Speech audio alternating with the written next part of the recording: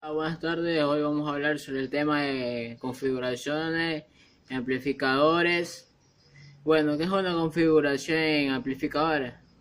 Hay tres tipos de configuraciones, las típicas de los amplificadores con transistores, cada una de ellas con características especiales que las hacen mejorar para cierto tipo de aplicaciones. Y se dice que el transistor no está conduciendo normalmente.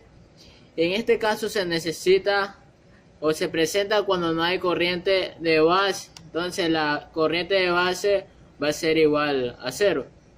Dijimos, hay tres tipos de configuraciones de amplificadores, y aquí se las vamos a nombrar. Es la configuración emisor común, configuración base común y emisor colector común. Ahora vamos a hablar sobre el emisor común.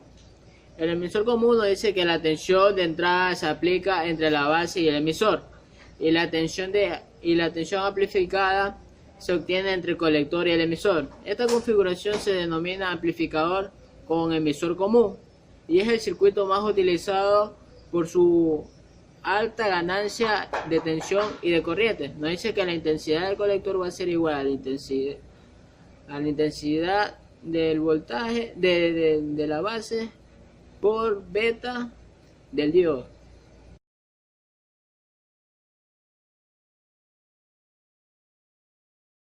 Vamos a hablar sobre la configuración de base de común. Nos dice que la corriente del colector y la corriente del emisor no son exactamente iguales, pero se toman como tal, debido a la pequeña diferencia que existen entre ellas y que no afectan en casi a nada a los circuitos hechos con transistores. Por esto es la menos usada de las tres y se dice que no tiene ganancia.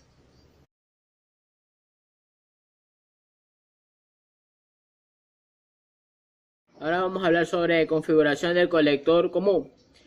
El amplificador seguidor del emisor, también llamado como colector común, es muy útil, pues tiene una impedancia de entrada muy alta y una impedancia de salida baja. Esta configuración solo tiene ganancia de corriente, siendo que la tensión de salida apenas sea de 0.06 voltios, inferior a la de la entrada. Esto nos dice lo que es la configuración del colector común.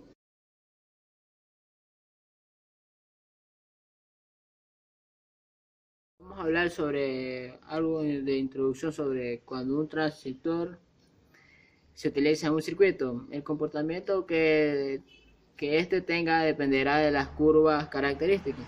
En el diagrama que se muestra hay varias curvas que se representan la función de transferencia de corriente del colector contra el voltaje del colector emisor para varios valores de la corriente de base.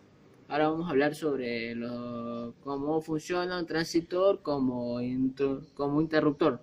¿Cómo funciona un transistor como interruptor? Nos dice que la corriente de la base debe tener un valor para lograr que el transistor entre en corte y otra entre en saturación. Nos dice que entonces el transistor, cuando funciona interruptor, se va a dividir en dos partes, en transistores de corte y transistores de saturación. Ahora vamos a hablar sobre transistor en corte. Nos dice que tiene una corriente de colector mínima prácticamente igual a cero, en un voltaje del colector emisor máximo casi igual al voltaje de alimentación.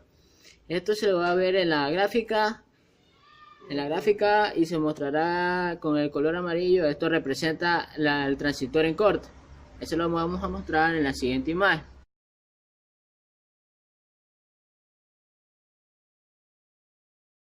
Un transistor en saturación nos dice que tiene una corriente de colector máxima y un voltaje de colector emisor casi nula, o sea 0 voltios.